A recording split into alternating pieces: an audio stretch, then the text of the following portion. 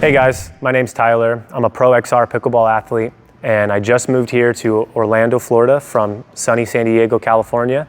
And I want to talk to you guys today about a few things that have drastically improved my pickleball game. I've been playing for about 2 years now, and I remember when I first started, and none of the things that I'm about to show you I did when I first started playing. You know, probably not for the first year, not really. Okay, so about after 6 months to a year, I started taking it more serious. I really tried to figure out why I kept losing, why I would start out hot and then fizzle. I couldn't end strong, and these 5 things are guaranteed to drastically improve your pickleball game. The support have been amazing with the Vauraus Paddle. Thank you for support the paddle. Don't forget, if you want to get yours, one of the spinners paddle on the market, check the link in the description below. And this is your way also to support CliffPickleball, so we can keep bringing you more awesome content. All right, tip number 1, serve big, return big. Let's talk about serves. The reason why you want to serve big is you're already at a disadvantage. Whoever's returning, whichever team is returning, has the advantage on the point. They return, both teammates are up on the net, you guys have to wait for the bounce, they're already at the kitchen line. So when you serve really big, hopefully your serve's good enough where their return isn't as good as it could be, and maybe they hit it short or they hit it soft, where you can have more of an attackable shot. What I like to do personally is serve fast and deep. More oftentimes than not, when I have a really big serve, my opponent has a short return, and I'm able to beat them to the kitchen line if I'm fast enough. So, all right, now for the return. Returning big is extremely important. I have 2 different types of returns. Both of them, I think you need to hit very, very deep, right? The deeper, the better. You got to be careful though, because you don't want to play with the baseline and accidentally hit it out. That's just free points for the other team. And you're playing at the 5-0 pro level. All these guys are serving big. So when someone's serving big, you want to return even bigger. So when you have a big return that is fast and deep, or has a lot of spin on it that can possibly kick back up at them, you're gonna make them really uncomfortable. 2 things are gonna happen. Number 1, you're already gonna be at the kitchen line if it's deep enough. 2, they're gonna be in an uncomfortable position to not hit a good drop or not hit a good drive. So while you're at the line, you can, you could turn the point into your favor and put it away. Number 2, early preparation. What do I mean when I say early preparation? Early preparation is when you're at the kitchen line and your opponents are back and they're trying to drive at you, drop at you, your feet are set, you're square, and you're framing the ball, you're following the ball, you're in paddle ready position, you're following where the ball is gonna be. So when the ball comes to your paddle, all you have to do is swing. Follow, all you have to do is swing. And what's important about that is so many people I see, and this is something I even struggled with, transitioning into higher levels, is I would watch and I'd be lazy and my paddle would fall down like this. And what does that mean? I then, when the ball's coming, I have to come up, move back, swing. There's a lot more movement for error when I'm doing something like that, where as if I'm already here, all I gotta do is swing. Number 3, zoning.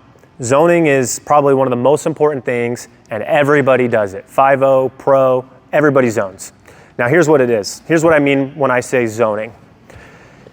Now if I'm right here, and I'm cross-court dinking with someone, as I dink that way, across, I'm going to follow my shot. And my partner is going to move closer to the baseline to zone out the ball. We want to put as much pressure towards that person as possible. So watching his shot, he's going to have a harder time going this way. He can do it though. So as he comes this way, I'm going to see and start moving. As I see the ball come off his paddle, I'll move this way. If I dink in front of me towards the sideline right there, I'm going to stay here and my partner is going to come over here. I'm not going to stay here. He has all of this open. If I'm right here, I could easily Ernie, I can easily, whatever I need to do, he's not gonna hit me right here. The best shot's gonna go over there, and that's a harder angle. So this puts a lot of pressure. This is what we call zoning. Number 4, split step. Split step is huge. For those of you that don't know what split stepping is, it's this. You hit a ball as your opponent is going to return that shot. Before they make contact, like literally a second before, split second before they make contact, you split. Now, you see pros like James Ignatowicz, right? He's constantly going like this. That's technically split stepping. That's a form of split stepping, and you know, that's a little over the top sometimes, but that helps him get ready for his shot. You mainly want to split step when you're transitioning from the baseline to the kitchen, right? So I hit a ball, I'm coming, they're about to return, I stop here and I watch where it's gonna go. The reason why you wanna stop is because if I'm moving this way and they hit this way, I can't go and get it. They're gonna blow past me, right? But if I run up, stop, I'm able to then go this way, or then go this way, or then go back this way, or go forward at it, right? If you stop, you're able to split and go wherever you want to go. So that's the benefit of split stepping, and that's the reason why you do it, is you're able to cover more ground and you're not going to let anyone go past you in any direction. Number 5, resetting in the transition zone. Resetting in pickleball is obviously really important. We all know that. But more importantly, in the transition zone, it's 99% of the time only resetting. That means no speed ups, no doing anything fancy, no trick shots. It's strictly a reset zone. So let me show you what I'm talking about. So basically, like we were talking about with the split step, this is very similar. From the baseline to the kitchen, this whole area, especially right here, is the transition zone, right?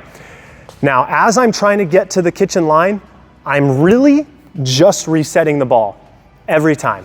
They're gonna hit it hard, they're gonna hit it high, they're gonna have fast shots at me. I'm trying to reset the ball so I can then further move up, further move up, further move up. Now we're all at the same advantage.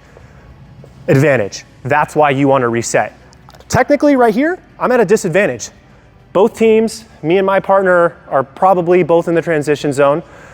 He might be at the kitchen if I was just returning, but as a team, we're at a disadvantage if I'm not at the kitchen line and both of them are, right? So if I'm right here, partner's next to me right here or up, it doesn't matter. I'm right here, we're at a disadvantage.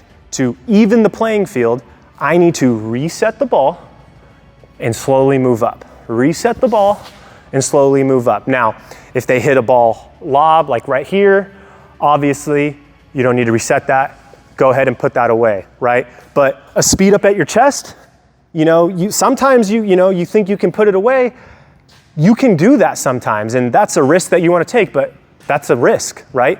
You don't want to take risks.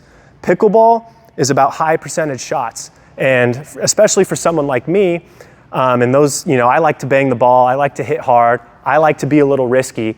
So I feel for you guys out there that play that way, but as strictly as a percentage, high percentage, and what is, if there is a right thing to do, what is that right thing?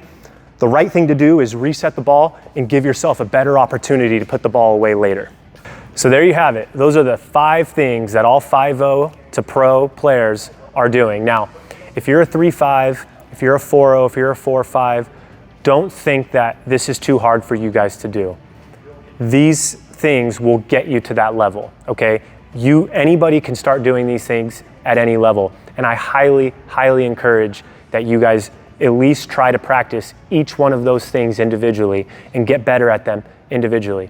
I hope you guys liked the video. If you do, please don't forget to subscribe. And if you want to see more pickleball tips and more pickleball plays and stuff like that, please give CliffPickleball a follow on Instagram, as well as Tyler Dane.